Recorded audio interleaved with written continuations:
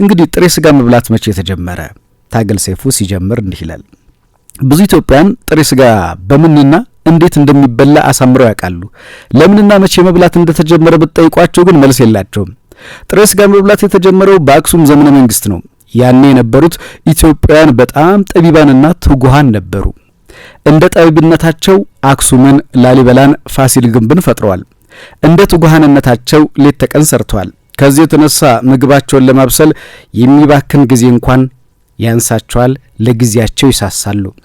እናም አዘውትረው የሚመገቡት ቶሎ ቢደርስ ወይም ደግሞ ቶሎ የሚደርስ ምግብ ነው። ማብሰያው ራሱ ድንጋይና ድንጋይ አፏጭቶ ነውና ለዚህ ጊዜ ማባከን አይፈልጉም። ለዛም በእሳት ጠብሶ ለመብላት እጅግ በጣም ከባድ ነው። የሚባክነው ጊዜ እንደ ግር እሳት ያንገበግባቸዋል። ያን ጊዜን ከማቃጠል ጥሬ ስጋ በልተው ትግራይ ሄዱ፣ ጥሬ ስጋ በልተው ወሎ ሄዱ፣ ጥሬ ስጋ በልተው ጎንደር ሄዱ፣ አክሱምን አቆሙ፣ ላሊበላን አነጹ፣ ፋሲልን ገነቡ። ያን ባያደርጉ አባቶቻቸውን የማይመስሉ ስራ ፈቶች ሊባሉ ሆነ። አባቶቻቸውን አለመምሰል ጠሉ። እንደ አባቶቻቸው ቢዚ ነኝ የሚል ግርማ ሞገስ ናፈቃቸው። የጥበብ እሳት ባይነካን እንኳ የምድጃው እሳት ያልነካው ስጋ ያምረናል አሉ። እስከ ዛሬ ድረስ እንደ አባቶቻቸው ቆርጠው ቢዚ መሆን አልቻሉም እንጂ ይለናል ታገል ሰይፉ ባሰፈረው ጽሑፍ ላይ። ጋዜጠኛና ጥበቡ በለጠ ደግሞ የጻፈውን እንደሚከተለው እናቀርብላችሁ። የጥሬ ስጋ አመጋገብ እንዴት መጣ ነው። እንግዲህ ጽሑፉን የቅበላ ወቅት ላይ ስለጻፈው ዛሬ ቅበላ ስለሆነ የአዲስ አበባ ስጋ ቤቶችና መሸታ ቤቶች ቅውጥ ብለው ነው ያሉት። ኢትዮጵያ እንዲህ ናት። አንዱ ጮማውን ሲቆርጥ ሌላው ደግሞ ለማንኛውም ስለ ጥሬ ስጋ አበላል ይላል። ታሪካችንን ትንሽ ብንጫወት ጥሩ ነው ያለው ጋዜጠኛም ጥበቡ በለጠ ወጉን ቀጥሏል። የውጭ ሀገር ሰዎች ወደ ኢትዮጵያ ሲመጡ ከሚደነቁባቸውና ከሚደነግጡባቸው ጉዳዮች አንዱ ኢትዮጵያውያን ጥሬ ስጋን ጎመድ ጎመድ እያደረጉ እየመተሩ ሲመገቡ ማየት ነው። ጥሬ ስጋ መብላት በኢትዮጵያ በብዙ ማህበረሰቦች ውስጥ በስፋት የሚዘወተር ነው።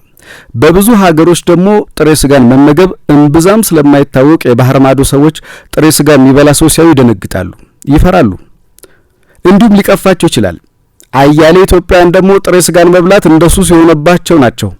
ቢያንስ በሳምንት አንድ ወይም ሁለት ጊዜ ጥሬ ስጋ ካልበላው በጣም የተጎዳ ያህል ይሰማኛል ቢሉ ጥሬ ስጋ ሱሰኞች በሽ ናቸው። ነፍሱን ይማረውና ታላቁ ድምጻዊ ታምራት ሞላ በአንድ ወቅት ስለ ጥሬ ስጋ ፍቅሩ ሲናገር ቁርስም ምሳም እራትም ጥሬ ስጋ ቢበላ ደስ እንደሚለው ሲያወጋ ነበረ። በኢትዮጵያ ውስጥ ጥሬ ስጋን መመገብ እንዴት ተጀመረ፣ መቼ ተጀመረ የሚል ጥያቄ መነሳቱ አይቀርም። የኢትዮጵያን ታሪክ በስፋት በመጻፍ የሚታወቁት ደራሲ አቶ ተክለ ጻዲቅ መኩሪያ እንደገለጹት ከሆነ ኢትዮጵያውያን ጥሬ ስጋን መብላት የጀመሩት ከ16ኛው መቶ ክፍለ ዘመን በኋላ ነው ይላሉ። ምክንያታቸውንም ሲያስቀምጡ በዘመኑ በሀገሪቱ ውስጥ ከባድ የነበረ እርስ በርስ ጦርነት ተነስቶ ነበረ። በዚህ ጦርነት ውስጥ የሚሳተፉ ወታደሮች በጦር ሜዳ ውስጥ ምግባቸውን አብስለው ሲመገቡ ጭስ ይታያል። ጭሱ በሚታይበት ጊዜ ለጠላቶቻቸው እይታ በቀላሉ ይጋለጣሉ። ስለዚህ አብስለው የሚመገቡት ምግብ አደጋ ያስከትልባቸዋል። ለዛ ነው ሳያበስሉ ጥሬ ስጋን መብላት የጀመሩት ተብሎ ተጽፏል። እንግዲህ ጥሬ ስጋ አመጋገብ ኢትዮጵያውያንን ከከፍ አደጋ እንዲጠበቁ አድርጓቸዋል ማለት ነው። የጥሬ ስጋ የመብላት ታሪክ ዳራ ደግሞ ይሄ ቢሆንም በአሁኑ ወቅት በሀገሪቱ ውስጥ በብዙ ስፍራዎች ጥሬ ስጋ መመገብ እንደ ባህል ተወስዷል። የሕክምና ሰዎች ደግሞ ጥሬ ስጋን መመገብ ለጤና ጠንቅ ነው እያሉ ብዙ ጊዜ ይናገራሉ፣ ይወተውታሉ። ኢትዮጵያውያን ግን ጥሬ ስጋን ከመብላት ወደ ኋላ ያሉበት ጊዜ የለም ይባላል። እንደ ጥሬ ስጋ አመጋገባቸው ደግሞ ከዚህ የተነሳ ለከፋ የጤና ቀውስ ይዳረጋሉ ተብሎ ቢታሰብም ጉዳዩ ስር የሰደደ ችግር ሳይሆን እስካሁን ድረስ ቀጥሏል። አንዳችም የጥሬ ስጋ ወይም ደግሞ በጥሬ ስጋ የሚመጣ በሽታ ገጥሟቸው አያውቅም። ቢያቅም መከላከያው እጃቸው ላይ ነው። በመስከረም ወር ላይ ማርቲን ቫንደር ወልፍ የምትባል ጋዜጠኛ ወደ ኢትዮጵያ መጥታ የጥሬ ስጋ አመጋገባችን ምን እንደሚመስል ለዓለም ሚዲያ አሰራጭታ ነበረ። እንደ ጋዜጠኛዋ ዘገባ ከሆነ ጥሬ ስጋን መመገብ ለልብ ህመም፣ ለደም ግፊት፣ ለሪህ በሽታ እንዲሁም ለሆድ ውስጥ ተውሳክ መጋለጥ እንደሚያስከትል እንደ መግቢያ ዘግባለች። ከዚያም አዲስ አበባ ከተማ ውስጥ ወዳሉ ልኳንዳ ቤቶች በመዘዋወር የልኳንዳ ቤቶች ባለቤቶችና ተመጋቢዎችን አነጋግራለች። ጋዜጠኛዋ ማርቲ ከአብዛኞቹ ተጠያቂዎች ያገኘችው መልስ በጣሙን አስገርሟት ነበር። እንደ ኢትዮጵያውያኑ መልስ ከሆነ ጥሬ ስጋ መብላት ለጤና ችግር አላጋለጠንም ነበር ያሏት። እንደውም ሳንበላ ስንቀር ነው የተጎዳ ነው የሚል መልስ ሰጧት። የልኳንዳ ቤት ባለቤቶች ደግሞ ስጋው በቄራ በኩል ተመርምሮ ስለሚመጣ የኮሶ ተውሳክና ሌሎች ተዛማጅ ችግሮች ጥሬ ስጋ ላይ የሉም እያሉ መልሰዋል። ወጉ ይቀጥላል። ነገር ግን የስፖንሰራችንን ወይም ደግሞ የአጋራችንን የስለ እናት በጎ አድራጎት ድርጅትና አንድ ሙዚቃ ተጋብዘን የምንመለስ ነው የሚሆነው። በመስተንግዶ ታሪኩ ከበደ፣ በቴክኒኩ ናትናኤል ሮዳን አብረን አለን። እስከ 9 ሰዓት ድረስ አብረን እንቆያለን። 0115 58 54 31 እና 32 ደወል ሊደረግ። ጣቢያው አራዳ ኤፍኤም 95.1 ነው። ፕሮግራሙ አራት አይን ነው። ሙዚቃ ድምጠን እንመለሳለን። ጥሩ ቆይታ። ቀደም ሲል ወደ ጀመርኩላችሁ ጨዋታ እንለፍ።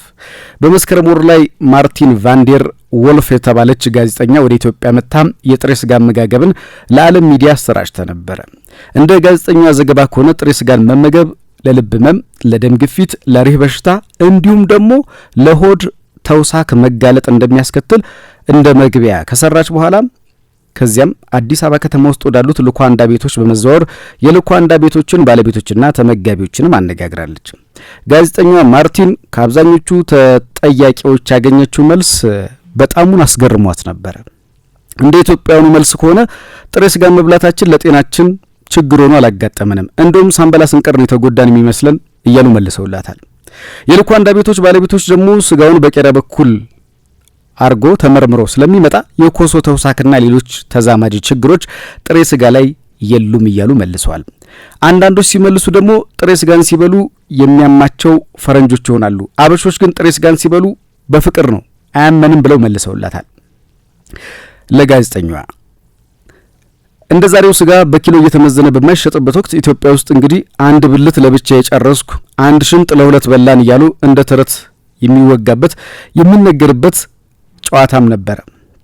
እናም ጋዜጠኛዋ መረጃውን ለዓለም ከማሰራጨቷ ውጪ ሌላ አማራጭ አልነበረም በወቅቱ የታያት።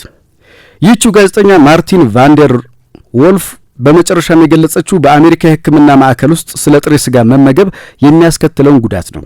በዚህ መሰረት ጥሬ ስጋ ለልብ ህመም፣ ለስኳር፣ ለስትሮክ፣ ለደም ግፊት፣ ለኮሌስትሮል መጨመርና ለሆድ ውስጥ ተውሳክ ያጋልጣል ብላለች። ዘገባዋን ስደመድም እንደጻፈችው ደግሞ እንዲህ ብላለች። አብዛኞቹ ኢትዮጵያውያን ግን ጥሬ ስጋን መመገብ ይወዳሉ። ጭራሽ ወደ ኋላ አይሉም ከመመገብ። ጥሬ ስጋን ሲመገቡ ምናልባት ኮሶ ይመጣብናል ብለው ያስባሉ። ለዚህም መድኃኒት ገዝተው ይጠቀማሉ ትላለች።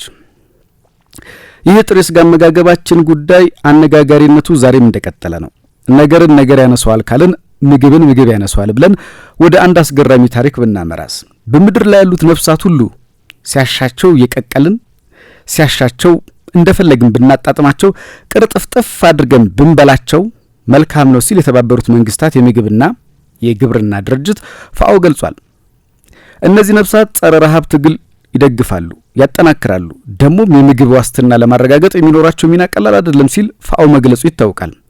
የጢንዝዛ፣ የአባጨጓሬ፣ የንብ፣ የተርብ ዘሮች ነገደ ጉንዳን ገንቢ ምግቦች ያላቸው በገንቢ ምግቦች በቅባት የከበሩና የዳበሩ በሌሎች ማዕድናትና ንጥረ ነገሮች የበለጸጉ ናቸው ብሏል። ይህን የሚለው የተባበሩት መንግስታት የግብርናና የምግብ ድርጅት ፋኦ ነው። ለምን እስካሁን እንዳልበሏቸው ብዙዎቻችን አናቅም፣ ፋኦም አያቅም። በአጠቃላይ ቀፋፊ ናቸው እነዚህ እንስሳት። ምናልባትም እናትና አባቶቻችን ሲመገቡት ስላላየናቸው መመገብ አንችልም፣ ምክንያቱም ሲወራረስ የመጣ ባህል ነው። እኛን ጥሬ ስጋ ስንበላ ፈረንጆቹ ቢሆን እንደዛ ነው የሚቀፋቸው። እጭ የሚልም አይጠፋም። የአህያ ስጋ ቢቀርብልን እንዴት ልንበላ እንችላለን? ብዙዎቻችን ለመብላት አይሆንልንም። በአንዳንድ ማህበረሰቦች ዘንድ ግን እንደምንም ውድ ናቸው። እጅግ በጣም ጣፋጭ ነው መስሎ የሚታዩአቸው። እናም የተወደዱ የተናፈቁ እንግዳዎች ካልሆኑ በስተቀር አይቀርቡላችሁም። ቤታችሁ ሄዳችሁ ራሱ ብታፈጡ የአህያና የመሳሰሉት እንስሳት ምግብ እንደዚህ በቀላሉ የሚሰጡ አይደሉም። የውድ ቀን ወይም ደግሞ የክት ምግቦች ናቸው። ለምሳሌ ኤስካርቦ የሚባል የፈረንሳያን ምግብ አለ። የስሙ ማማር ፈረንሳዩን እያጣጣሙ የሚበሉት ቀንዳውጣ ነው። ኤስካርቦ ማለት ቀንዳውጣ ማለት ነው። ይህ ዘገባ የፋኦ ነው። ቀፋፊ የሚባል የምዕራቡ አመጋገብ በተለይ ደግሞ ከቅርብ ጊዜ ወዲህ እየተለመደ መጥቷል። በተለይ እነዚያ ባለሙያዎች የኒውዮርክ፣ የለንደን፣ የፓሪስ፣ የሳን ፍራንሲስኮ ወዘተ ቀቃዮችና ጠባሾች በየሜኗቸው በምግብ ዝርዝራቸው ቀስ በቀስ ደብለቅ እያደረጉ ሰውን ቢያስተምሩት ቢያሰለጥኑት ምንኛ በጎ ስጋ ይሆንላቸዋል ብሏል ፋኦ። በተለይ ነጮቹ በበርከት ባለ ጊዜ ቀደም ሲል እንዳልናችሁ የቀንድ አውጣ ምግብን በምዕራባውያን ገበታ የተለመደ እንደሆነና ጣፋጭ ምግብ ተደርጎ እንደሚወሰድ የተናፈቀ የተወደደ ምግብ እንደሆነ በፈረንሳያንም ኤስካርቦ እንደሚባልና እያጣጣሙ እንደሚበሉት ቀንድ አውጣን ይገልጻል። በሌሎችም ሀገራት በሜኗቸው ላይ ቀልቀል እያደረጉ እያጣጣሙ ቢበሉት ለጤናቸው ከውስጡ የሚገኙ ማዕድንም ሸጋን ይላል። እንደ ፋኦ ዘገባ ከሆነ በዓለም ዙሪያ 2 ቢሊዮን ህዝቦች እነ ጥንዚዛን እነ ነገደ ጉንዳንን በየቀኑ እየበሉ ነው። እናንተ ሰምታችኋል የሚለው የቪኦኤ ዘገባ። እንግዲህ እንዳሻው እንደ ቀልቦ ባህሎና እምነቶ የፈቀደሎትን ያድርጉ። ክፉ ቀን ይምጣ እንጂ ረሃብ ቢከሰት አማራጩ ምን ሊሆን ይችላል? ቻይናውያን እንግዲህ ብዙ ጊዜ ተርበው የበሉት ይባላል።